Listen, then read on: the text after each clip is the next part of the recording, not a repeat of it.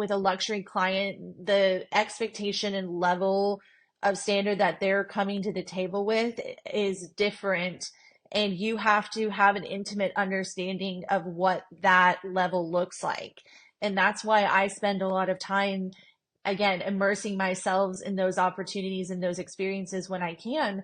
Because if you haven't personally experienced it, how are you going to deliver that for someone else? Hey everybody, this is Eddie Babbage, founder, CEO of Timeline Genius, your host here of the Wedding Industry Insider Podcast, back with another great episode. I am here with Cassie LaMere.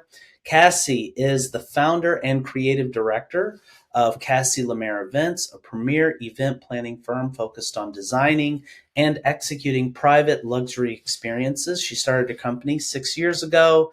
She's based in Austin and was recently featured in the New York Times. She's also going to be featured in a forthcoming book from Party Slate titled Party Slate Weddings. Cassie, what a pleasure to have you here on the show. Thank you so much for being here. I'm really excited to have you on this interview. Thank you. I'm really honored and just looking forward to our conversation.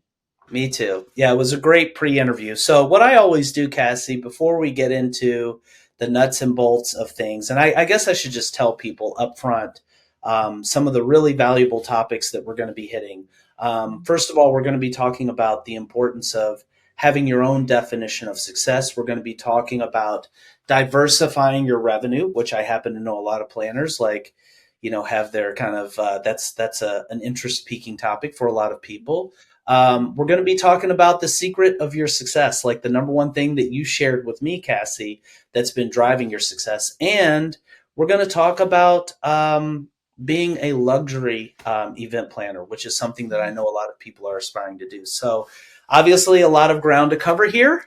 But before we get into all of that, I would love for you, Cassie, just to give people, in your own words, an overview of your background and how you got to be where you currently are in the industry.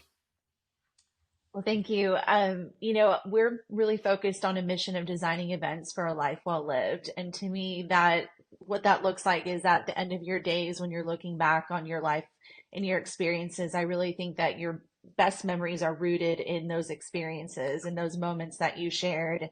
Remember when we did X, or I'm so glad we took the time to celebrate, our 50th wedding anniversary. And so for me, it's about so much more than creating a beautiful event. And there were some, formidable moments that happened in my childhood that really kind of created this drive and this desire to help people seize opportunities to celebrate and to gather. So as a girl born, wanting to set the table and create menus as little as I can remember my earliest childhood memories, I think it's definitely intrinsically been in my DNA my entire life. But, this experience that I had really, motivated me to pursue and seek out opportunities to continue to plan events professionally.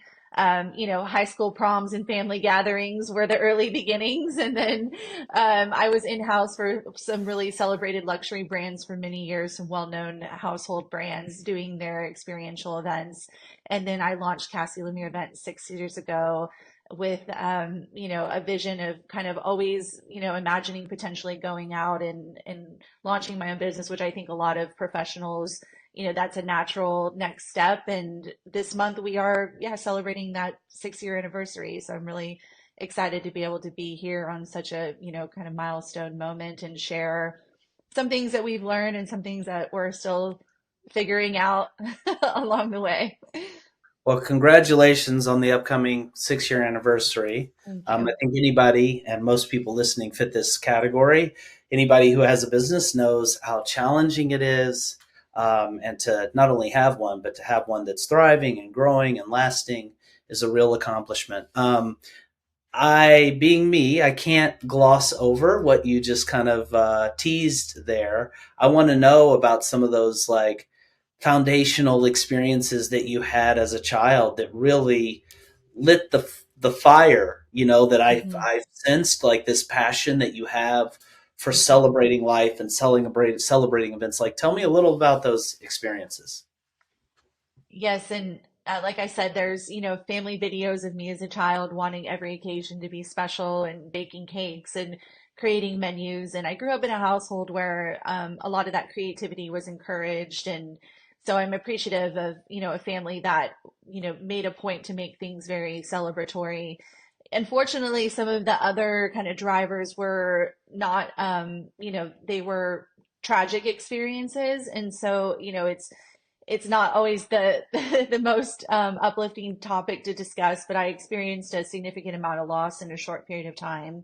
And six friends of mine had passed within a matter of a year, and many of them were approaching their 16th birthday and some other milestones in our lives. And it was just really formidable for me to see the loss that, these families weren't going to get to have their weddings with their daughter, or the 16th birthday, or all of those life milestones and occasions. And so the silver lining that came out of that was it helped me to really value and put a dedication towards ensuring that we do take the time to mark those occasions while we can, and the importance of those intentional gatherings, and how, like I said, they do so much more, they serve so much more for us as individuals and as a community, that I really think is the underlying drive for where we are today. And it's only over the last couple years that I've kind of connected those dots and realized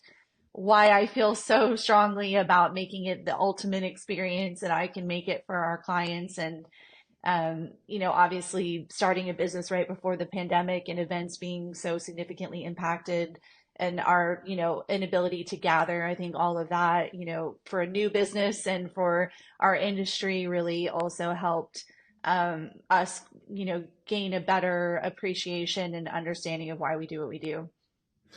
Oh, I have so many thoughts, Cassie. The first is, if my wife were on this call, she would have warned you and said Eddie doesn't really have a superficial chat gear. I only Mhm. have one gear, which is like trying to get to the real stuff. And I Yeah. hope I didn't make you uncomfortable. I really appreciate you. No. And as you were talking, it made me think actually, I know I've never shared this myself on the podcast, but if we're talking, doing real talk here, I will certainly collaborate and not just ask questions. My sister in law passed away a few years ago, like I think age 40 from colon cancer. And it was funny. She was living with this diagnosis. And I mean, we pretty much knew, like, the doctors, you always hold out hope, but the doctors were Mhm. like, this is a fatal thing. It's stage 4. Like, it's never going to get better. Mhm. And there was this, but I think oftentimes it's not just a morbid or depressing. I mean, obviously there was tremendous pain, sorrow, and all of that, Yeah. suffering, and all of that. But like, there really were these beautiful and profound takeaways. And it kind of, I think, reminds us, and I hear this a little in what you're saying, that like, it snaps us out of that day to day. Like, we're Mhm. just thinking about mundane and, oh gosh, I got to get the laundry out and I'm mad that it's Mhm. raining. Like all these mundane things. And it's like, wait a minute. No, like life is precious. And literally the next second isn't guaranteed. I think we always Mhm. assume, obviously, I'm waking up tomorrow. I'm going to be here till I'm like, we all think we're going to live into our 80s, 90s. But like, I saw my sister in law kind of have this, like, this light bulb that I feel like we all Mhm. should have, even though we don't, Right. where Mhm. she's like, I want to do everything. If we're going to go skiing with my nephews, let's do it. Like, I'm going Yeah. to go skydiving. Like, I want to travel. I want to do this because, like, at that point, you stop taking things for granted. And I feel like this experience that you had is Mhm. something that kind of did something deep inside of you that made you say, wait a minute, no, this is precious. Let's celebrate, Mhm. y'all. Like, like, I love that you shared that. Thank you. And thank you for sharing. And I'm so sorry for your family's loss. And yeah, the gaining that perspective, out of something so difficult and traumatic, I think, that's what the beauty that can come out of this. And for me, I understand that for a lot of people, hosting an event is daunting, or it's a burden, or it's time consuming. So a lot of people put it off, or, oh, we're going to get to that later. And so where the service that I feel like we can provide is we can take on a lot of that for our clients, and so they don't let those opportunities pass. And, especially obviously with weddings, the generations that come together, the traditions that are shared and passed down, the blending of families and that legacy. There's so many important things that happen at events and are a result and outcome from an event, new connections, restored relationships. So I guess all that to say is like it's about so much more than creating a beautiful event, and you can see that in our work, that level of dedication and drive that we have for the bigger purpose, and how we approach things with a lot of intentionality and a lot of being really clear on that sense of purpose. So I have goosebumps and I'm trying not to cry. So No, I can tell. thank you. It's But funny. We talked about like factors behind your success, and I think we inadvertently stumbled on what I would say is the real magic. Like it's that sense of that your why, like I can feel it, like in your voice, I can see it, for like it's in there, and that you better mhm, have something to slog through the madness of being an event right. planner and like the stress, like we all know Yeah. it's like one of the like right behind being like an infantry, like it's like Yes. stressful and running a business on top of Hmm. planning events, like you better Hmm. have something inside here that's fueling you, and I can literally feel the passion. Yeah. And I just think it's beautiful. I'm so glad again Thank that you you. opened up and that we touched on that. Right. And I also feel really strongly, I think, because of that, about really as a community, as an industry, really embracing and empowering people to celebrate their own journey. So I think often there are certain milestones that are set out for us that we all aspire to, right? Or there's like those traditional occasions that we would mark in our lives, but everybody's journey is different and everybody's story is different. And so for some, the moments that they may want to mark or, honor are different. And so I think we really need to normalize alternative types of celebrations. Not everyone is choosing to have a traditional wedding as we know it. Some people are not choosing to have a family. Some people are starting a business and that should be celebrated and supported. So I think all within all of that, that's kind of what's brought us to where we are now. About there's everybody's journey looks different, and so I want to be able to celebrate what's important to you and what's authentic to you, and that looks different for everyone. So I love that as well when we have opportunities to do something non-traditional, because yeah, I mean that's what we're all here for, right? Is to make those moments special and memorable. That's just such a beautiful thing. And I won't, there's so much other stuff to talk about, but I just love this notion, Cassie, of like celebrate the moments of life. Like, don't Hmm. let it just go by like Yeah. uncelebrated. And I think this is a great sort of, segue because, talking about how everybody has their own life path and their own, set of choices and what they're going to Hmm. celebrate as a result, that really reminds me of something, as I was asking you, there's a question I oftentimes pose to our interviewees, which is, if I could sit down with you at lunch, Cassie, and I were a planner, been in business for a few years, working myself to death, maybe not making as much money as I want. I'm like, Cassie, you've got some things figured out. Again, nobody's spiking the ball and saying, I know you're not saying I've got everything. I loved how you're like, we're Hmm. still evolving and all that, but you've obviously Hmm. figured some things out. And I was like, if you could give me one piece of advice, you know, what would it be? And you started talking about something in alignment with like, what is your definition of success? Like, unpack that a little bit for me, Cassie. Like, why Hmm. is that the first place that your mind went to in terms of how you could potentially be helpful for people that are building their businesses as planners? Well, I think it's important for people to know they're not alone, and I'm right there with you in that experience and that journey. And one, evolution that I have worked on and it will continue because it's going to ever evolve is just getting clear on what my definition of success is and what success looks like to me. And it is very individualized. It's different for everyone.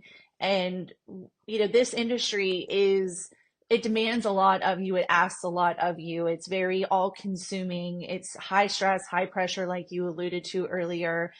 I always say that we kind of get paid to take on other people's stress and other people's worries, right? We're there to carry that load. And so to your point, burnout, not feeling valued, not feeling that you're really reaching your full potential. Those are all common feelings and experiences. So I think it's important to understand that, you have to, part of why you're doing this is you wanted to design the life that you wanted. And that's why I started my own business, is I wanted to design the life for myself, to make those choices, to fall in love with my life. And so with that comes an understanding of what is success to me and what are those markers that I'm driving towards. Because if you are not clear on that, you can be spending your time chasing something that isn't really meaningful to you or isn't moving you forward on your path,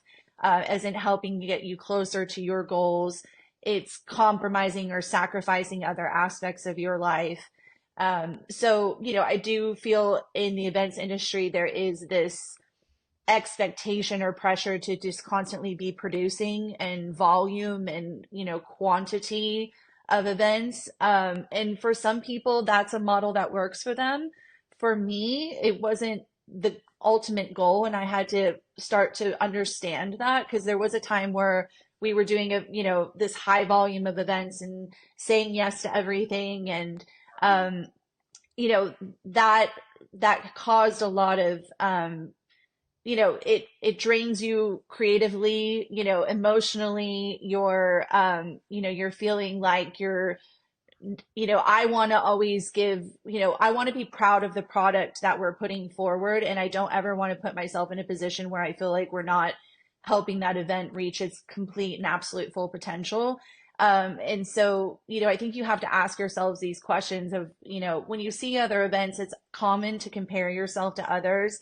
Comparison is the thief of joy, right? I do it all the time where I'm like, oh, I would have loved to have gotten that event, or look what they did, or, where what destination they were in. But you also don't know the backstory of, were they working with a client that was respectful of them, that valued their expertise, that compensated them appropriately? Or was Mm. it a toxic environment? And, were they at a point where they didn't even feel that they could give their full, potential to this project? And, because they were so burned out or so beat down, like, did you have time for family and friends, like those, or other creative pursuits, things that, keep you motivated, and your health and your well-being, mental and physical? Like, that the idea of success is about so much more than just the number of events you do and, your revenue. And so, um, when you're looking at those pieces of the pie and understanding what you're going to prioritize. And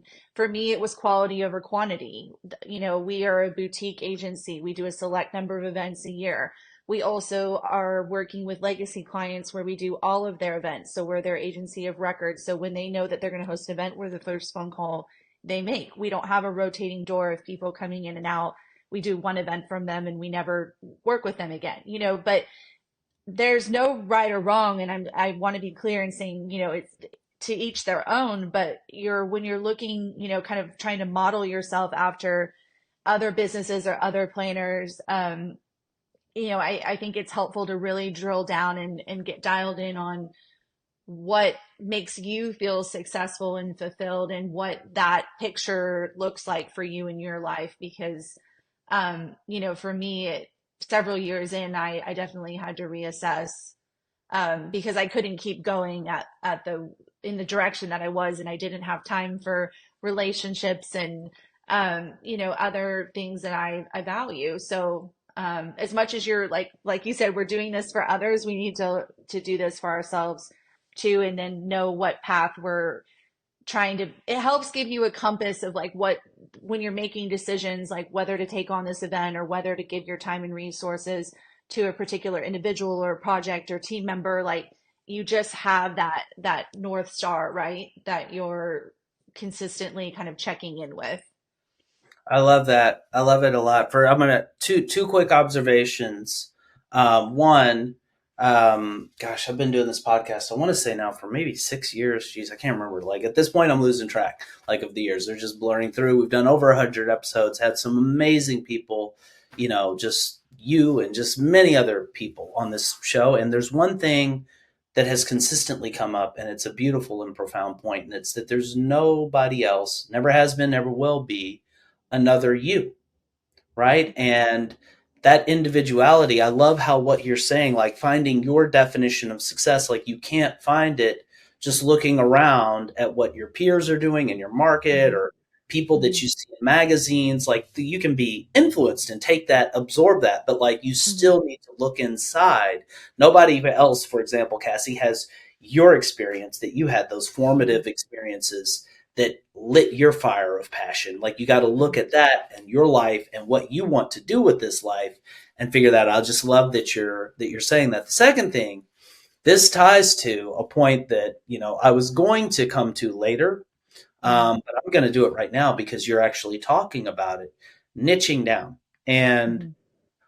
I've talked about this before on the podcast. I'm going to do it again because it's just such a powerful point. And it sounds like you and I both stepped in the pothole of trying to do too many things. And there's a Mm-hmm. quote. It's like, if you're trying to serve everybody, then you're serving nobody, right? Right. Because Mm-hmm. for me, when I watched Timeline Genius, it was like, oh my gosh, like timelines. Wow, photographers need it, venues need it, DJs need it, planners need it, couples need it. Like, there's just all these people, and I'm like, everybody. But like, the real power, like came when we discovered, wait a minute, no, this tool, and yeah, we do have people in those other areas that use it, but like where it seems like knowing what that dead center bullseye is, which Mm-hmm. is wedding planners who are serious about their craft, full-time planners, right? That are like serious about their craft. Those are the Mm-hmm. people that are doing backflips. And again, it's not that we're like alienating ourselves, but having the courage to own that and say, no, this is where we stand. This is like who we're really, really for, right? Mm-hmm. And it sounds like you kind of went through that. I want you to just like talk to me a little bit more about the power and maybe also the courage that it took, right? Because you weren't doing Mm-hmm. that other serving everybody because it was silly. You wanted the business. You're like, wait, I can grow. There are more people. Yeah. Like that's not crazy. You weren't crazy, but tell me a little about the power the courage that it took to say, wait a minute, Mm-hmm. I'm going to focus on this, and tell me about Mm-hmm. some of the benefits that came from doing that. Yeah, I think it's natural to feel the pressure and expectation as a business owner to, you're fully responsible for your livelihood, right? And so when opportunities come in, it's almost unfathomable to imagine saying no to something when there's someone coming to you with an opportunity for an income. And it's common to just especially when you're starting your business, at least my experience was like I was just taking whatever I could, basically any events and opportunities that I was given, I was taking those and considering it as this reassurance that I had something lined up, a contract in place, that I was going to make this happen. And most certainly there's a lot of times when you have to do that. And there's seasons when, you have to, make decisions for your business for a variety of different reasons. But I had to learn to get comfortable with niching down and owning the fact that we are known as luxury experts. And I come from the corporate world that I was in was with luxury brands.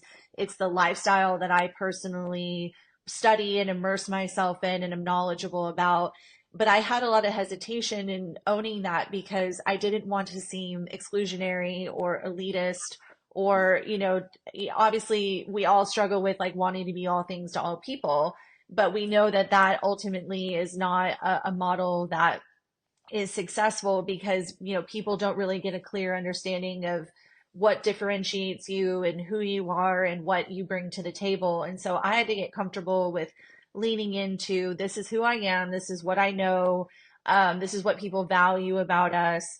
And I even call myself, to be honest, a reluctant wedding planner because I didn't set out to necessarily be in weddings because I love weddings and I want to continue to love weddings. So, when they say, don't meet your heroes, it was one of those things where if I worked in them full time all the time, I'm not sure.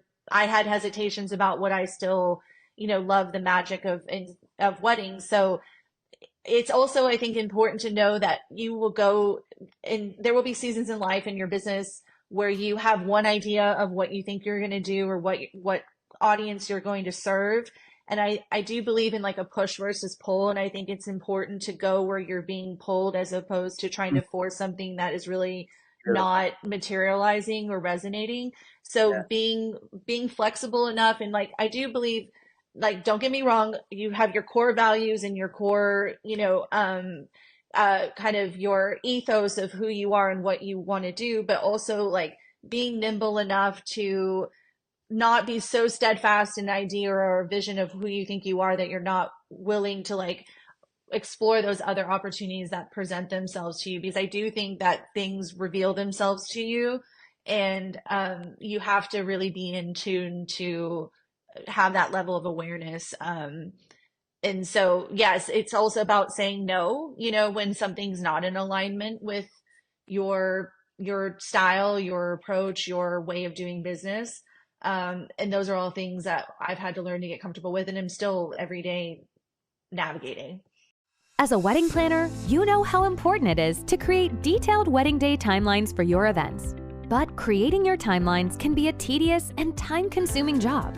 Until now. Because Timeline Genius lets you create beautiful, detailed wedding day timelines with ease. And it keeps everything you need on the wedding day in one central place. Here's how it works. First, Timeline Genius saves all your clients, vendors, and venues in your Rolodex, so you don't lose time looking for their information. And when you're ready to create a new timeline, you simply enter the key information for your wedding. Click a button, and voila! Timeline Genius magically gives you a customized timeline for your event, where all the details are laid out and the times are calculated for you. From there, you can easily edit your timeline by adding or deleting items, inserting images, changing font styles, and customizing everything to your liking. You can also instantly shift the times for as many items as you want. And when it comes to your clients and vendors, Timeline Genius lets you give them the highest level of service. You can send them tailored timelines, showing only the items they're involved in. And you can collaborate by inviting them to a mobile-friendly, web-based version of the timeline. You can even set text message reminders to automatically go out on the wedding day. And once you've completed your perfect timeline, you can download it or email it out as a beautifully styled PDF. And that's Timeline Genius, a smart software that will help take your wedding planning to the next level. Start your free trial today. Wow, that's profound, Cassie. Like, I think one of the tricky things, this has been my kind of party line for the last couple of years. One of the tricky things about entrepreneurship and life is that, like, oftentimes there are these principles that seem contradictory, but that we need to Mhm. follow. In other words, you should have a vision, you should have values, you should have a Right, vision of what you want to do and go right. after it and be persistent, even though you're going to get hit with obstacles. And Yeah. it seems like a contradiction. It's not if you get into the nuances, and you need to listen to what the environment is telling you and not Mhm. just aimlessly throw or just like doggedly throw yourself up against like walls. And I think back to, I mean, one of the most powerful lesson that I feel like I've learned, and I've been a full-time tech entrepreneur since 2005, is like, it's about serving others. And when I Mhm. started Timeline Genius, like the secret behind the success of our company was I didn't have an idea. I didn't just come up with it. I started looking at a bunch of different industries trying to find a problem. And on my Mhm. wife's suggestion, I started talking to wedding planners. I was like, what is the most tedious part of your job? So to your Mhm. point, Patsy, I was led in that direction. Yeah. And in business, again, I know sometimes you have to, this is the contradiction, like you got to put your Mhm. head down, push through the obstacles. But I can say, like, my greatest sort of success has come when I've like found like a need and I'm moving with the current, still hitting Mhm. obstacles, as I'm moving through the stream, but there's this really powerful, confidence inspiring current of knowing, wait, no, the market needs what I'm doing. Like I might have to Right. navigate. So I thought that was just beautifully stated. Really, really interesting. And yeah, again, that power of niching down, and just owning that, like, okay, this is who we're for, this is what I do, because it Right. just eliminates so many distractions. Yeah. I Something else that we talked about. So we've gotten into, defining what success looks like for you, which if people take only that away, I think that's powerful. We've talked about the power of owning a niche, finding, and that should Hmm. reflect who you are as an individual and your Right. experience. And then you can serve in a way that you're tailor made to serve. The other thing we talked about that was very interesting, Cassie, is diversification of revenue. Now, wedding Hmm. planning in and of itself is, in most markets, a very, by definition, seasonal business. Hmm. And I Hmm. know a lot of planners would love to have a way to level out that revenue to make the cash flow not be so lumpy. And I mean, I remember the pandemic, as I'm sure you do as Yeah. well. Like, things can happen. So, talk to me a little bit about diversifying revenue, why planners might want to kind of take the blinders Hmm. off, think about some Hmm. alternate ways of generating revenue, and what those alternate ways of generating revenue could be. Yeah, it's something that, as I mentioned to you, is an exercise that we're constantly evaluating as well. And your motivation for doing so may be many different reasons. Again, the seasonality of our industry and those peaks and valleys where you might be looking for some sustaining income. It may be that you're recognizing that you're reaching burnout, or your bandwidth and capacity is maxing out, and you want to figure out other ways to apply your expertise, or you just want some diversity in your day to day and the work that you're doing, or you have other, insights to offer. I think that one thing that's interesting about events is a lot of the expertise and the skills are universal in the sense that they can be applied to many different industries and, different types of experiences. So, I think when you have a certain sensibility, it translates into many different professions. So I personally think it makes complete sense for someone in our world to, be wearing multiple hats and to have these different, sectors of the kind of bigger picture that they're collaborating in, and spaces that they're operating within. So, I've seen a lot of planners over the last year or two launching, some sort of training, coaching school where they're sharing their expertise, the things they've learned, their secrets to success. It could be downloadable guides that you're, charging a small fee for people to access. I think you and I were relating earlier about, we get a lot of, inquiries about people wanting to meet or to, pick our brain or ask, how do you break into the industry? And so figuring out a way to offer that information and then also potentially monetize, because, there is a cost that you've outlaid to get to that point, whether it's financially or, emotionally, physically, there's, your time, your resources. So there's nothing wrong with figuring out a way to, like, again, there's, a need in the market for this. How can I support that need and also, bring in some revenue for something that's proprietary to my experience? Like you said, there's only one of you. Um, I also, find it really interesting how, individuals are making consistent, income doing, they've applied their design skills and they've created templates that are downloadable on Etsy or Canva, and, just that kind of constant mailbox money, like we talk about, that's coming in, and it's just that reassurance that there's something else, that is bringing in some revenue and opportunities for you. Also for us, it's that we work within several different sectors of the event industry. So not only do we do weddings, we also do corporate experiential lifestyle events within the corporate space and social events.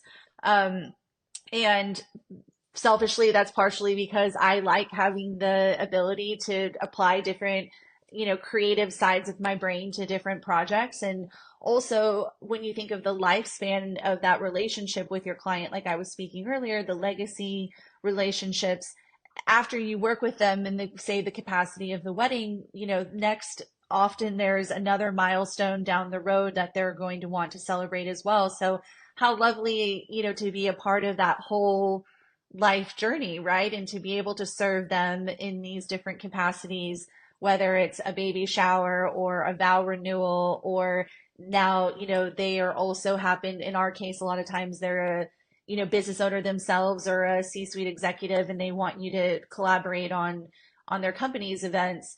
So I know I do hear from a lot of planners like an interest in getting, more corporate opportunities or business, and that, affords you a different space to take your experience and apply it in, a different type of event. Although there's a lot of similarities, there's some great benefits to that too for your portfolio overall, and also the relationships that you're building. So I think that, considering diversifying and just looking at what other areas you have experience in or passion for is important as you're growing your business, and also, thinking about scaling, and, just maybe this isn't something that you can't be at events every weekend, or maybe you're, starting a family and you want to be present for, some of those things that are commonly conflicting with event schedules. There's a lot of different reasons why you might want to start looking at, and like you said, even those seasons or, crisis events, like the pandemic, where that made it, a very quick lesson on how can we, continue to bring in revenue and serve people and meet them where they are.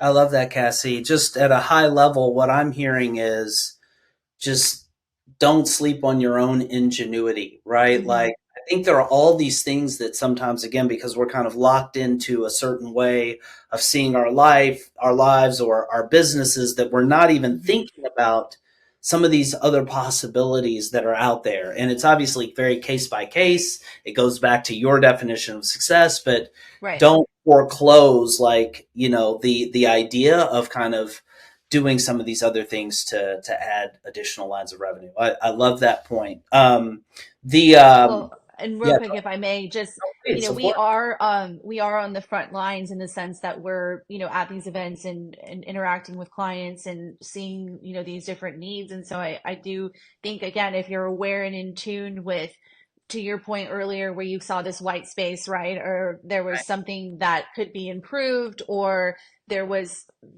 you were looking for something that didn't exist. There are those opportunities where you've gotten that insight that maybe someone else wouldn't have, because of your profession and because of your experience, that there's an opportunity for you to say, well, if this is happening with this client or this project, there's probably some other ways to apply this.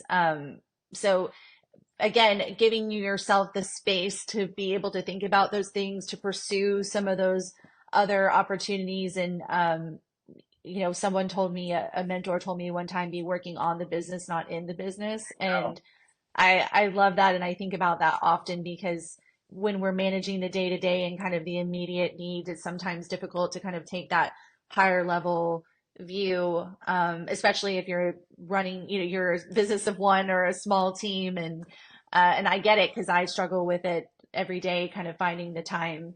But I also know there's a lot of other things that I'm interested in and passionate about. And, I guess it's like you said, the ingenuity or the entrepreneur in you, right? That's going to continue to see those opportunities and want to like solve for them. Definitely. No, I love that. And working on the business, not just in it, is Hmm. such a powerful concept. One of the things, we're just kind of thinking outside the box here, Cassie, and I was asking Hmm. you, I believe that we all, kind of going back to that concept of being an individual, we all have our own superpowers. Like, everybody in this world can teach you something about something. And you obviously have been doing some things right in order to get where you've gotten. I asked you, like, if you could point to your number one factor, like behind your secret, the secret behind your success. And, well, I'll let you just give the answer. If you had to kind of tell people, um, for the purpose of like kind of maybe inspiring them to kind of think about this facet of their own business, what has been the number one factor that's been driving your success? I think it's twofold, but it's all centered around relationships. So the first part is the quality of relationships that we have with our clients and also with our vendors. And I often say that I think our relationships with our vendors are as important, if not more important, than with our clients. And what Mm, I mean by that is when we're working together on an event and I'm asking you to go above and beyond for this client and to make, move mountains and make magic happen and solve the inevitable problems and fires that are going to happen on site. Like we want to have people that are in it with us and are committed to that whatever it takes mentality. And in order to do that, I think that they have to feel valued and supported and set up for success. And when we call, I want people to answer our phone call. I don't want them to go, oh gosh, not her again, and send her to voicemail. Like, I want people to feel that when they work with us, they're able to do something that they've been wanting to do to kind of stretch themselves creatively, to be able to demonstrate their craft and their talent and to be set up for success. So I think the relationship piece of, who we work with and how we conduct ourselves professionally and also who we associate with is important. I mean, we've definitely had situations on events where a vendor has not represented our standards and code of conduct, and we've chosen not to continue working with them going forward. They're one of the premier vendors, in our space, but that's a decision that I made, and again, I think it's a reflection of how we do business. And then obviously with our clients, as well as I alluded to earlier, with like really maintaining that relationship over time and being able to be a trusted resource and, you know, got someone that can guide them through these different moments in their life. And also, the power of when I think you learn a lot about someone when they tell you no.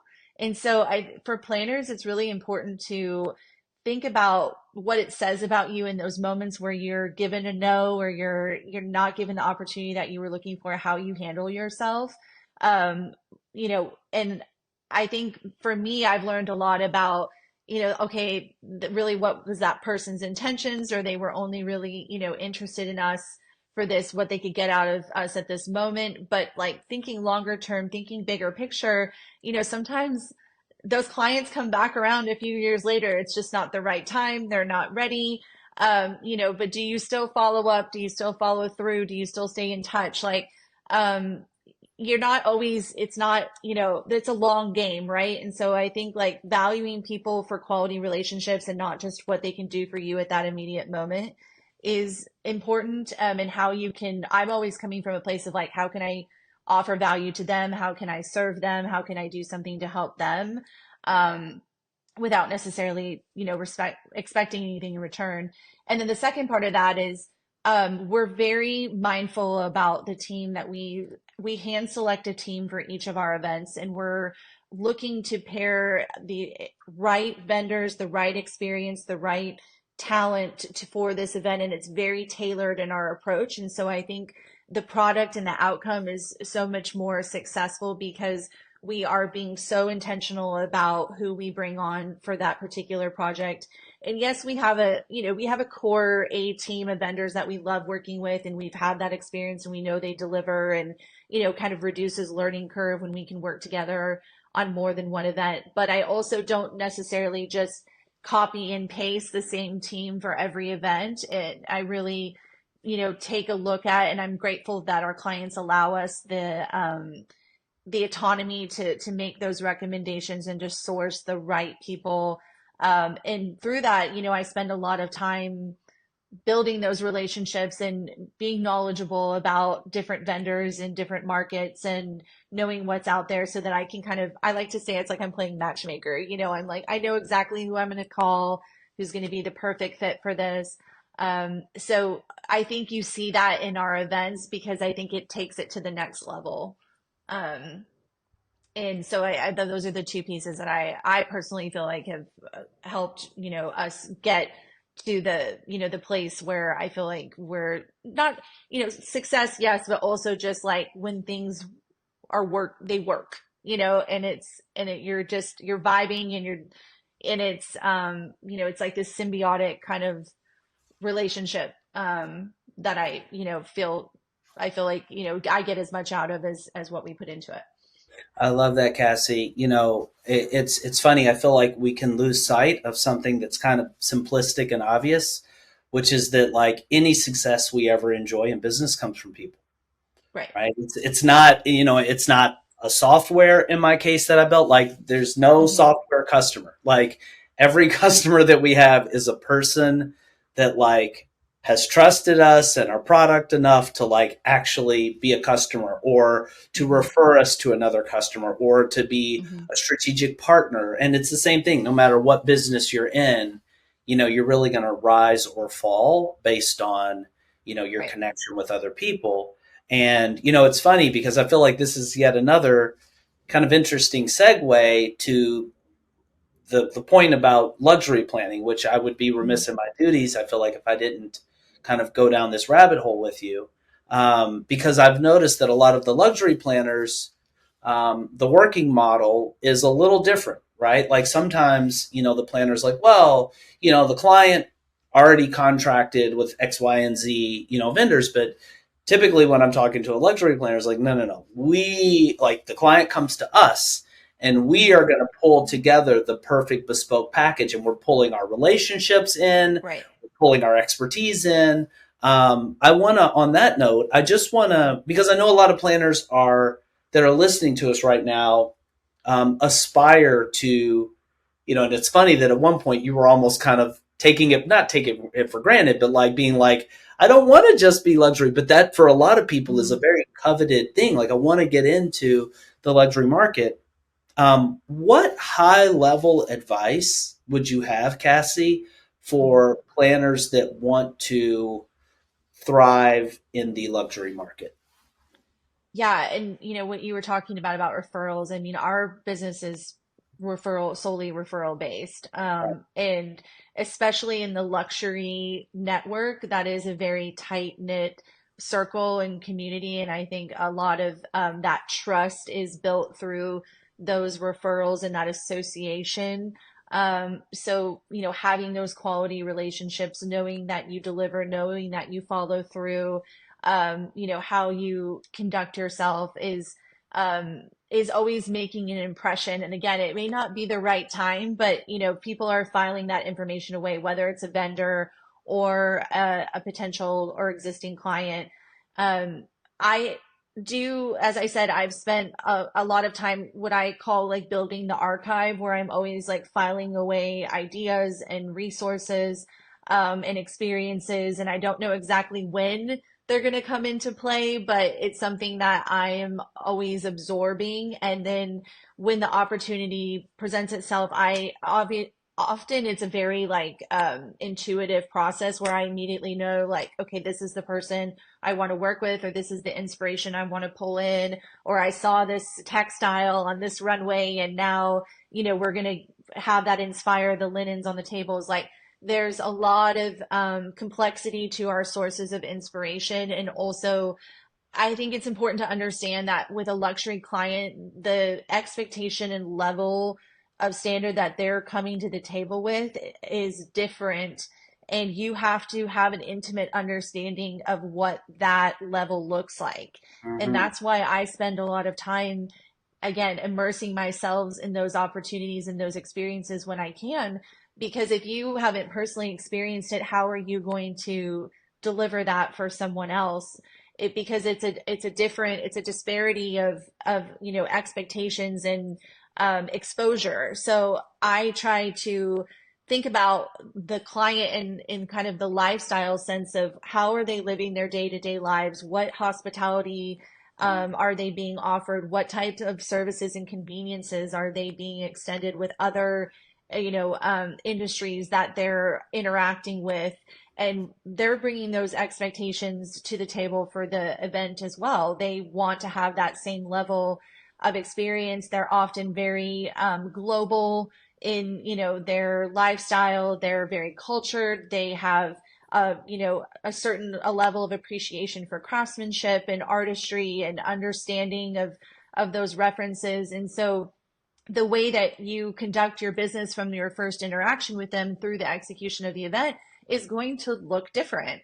And so how can we integrate that point of view into all of the touch points of our business and the types of events that we execute? So I think that our approach is different in that way, coming from, years of being a student of brand identity work and, working in my background started in fashion in the luxury space, so fashion and events.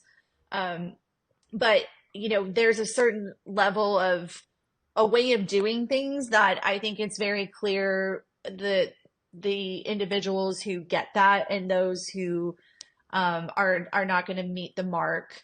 And it's everything down to the language that you use, the way that you like the process for communication. Are you accessible? Is it easy for people to get in touch with you, or do they have to jump through all these hoops? And, you're not valuing their time. When you're bringing, ideas to the table, are you really pulling from those? Like, I think I mentioned to you earlier, like, we're working hard to build exclusive relationships, and we get access to venues and exclusive vendors that, that client has seen it all, they've done it all, they want that level, they want the best.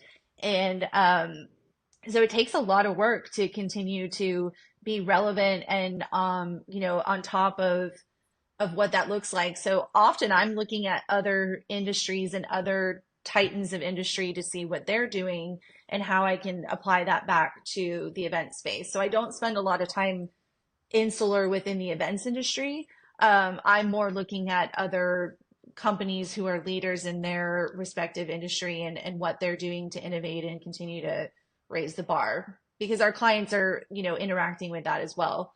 So it's only natural that would, then be able to apply and trickle over to the events. I love that, Cassie. And is there any? And I know this is like a whole new podcast interview unto itself. What I'm about to, like, the can of worms I'm going to open. But any advice for the folks that aren't currently in the luxury market and want to at least take like the next step? Like maybe they're serving, they've got their existing market and they're like, I want to kind of start swimming into the luxury market. Any just kind of high level first step kind of advice for people that might fit that bucket? Well, I think again, it goes back to how you're positioning yourself. Mhm. When someone's coming to discover your company, are they being given a narrative that you are, capable of executing that type of event? And that Mhm. goes back to your visuals, like I said, your language, that you're utilizing. It's your process for how you're, taking in leads and that kind of initial inquiry. There's a lot of ways that you can convey and communicate that this is a luxury experience, or you can very quickly kind of eliminate yourself from the equation if you're not meeting that need and that expectation. So I would really take a look at your process and your social media, your website, to make sure that that's all really cohesive and on brand.